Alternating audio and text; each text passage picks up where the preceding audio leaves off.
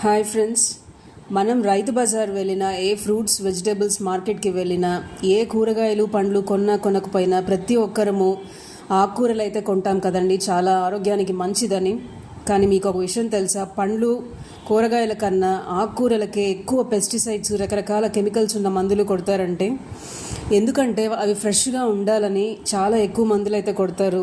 మీరు మామూలు వాటర్తో 2-3 సార్లు వాష్ చేస్తే అటువంటి కెమికల్స్ అయితే పోవండి.